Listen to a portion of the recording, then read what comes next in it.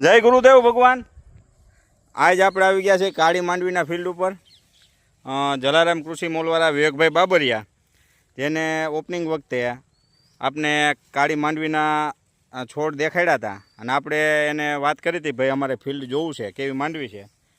તો આ અત્યારે માંડવી આપણે છે અને માંડવીમાં એક પણ જાતનું ખાતર દવા કે પિયત કાંઈ આપેલું નથી। અને આ માંડવીમાં જે આપણે 4 દાણાની વાત કરતા હતા ને આ માંડવીમાં છોડે છોડે તમને 4 4 5 5 પોપટા મળશે। લાંબા હાંડિયા એમાં 4 દાણા નીકળશે કમસે કમ અને અંદરથી દાણા કાળા નીકળશે। 1 મિનિટ લઈ તો આપણે જોઈએ અત્યારે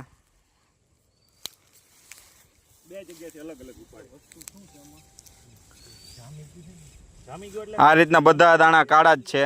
એમ સુકાય તેમ વધારે કાળું થાય છે। હજી આ લીલી માંડવી છે।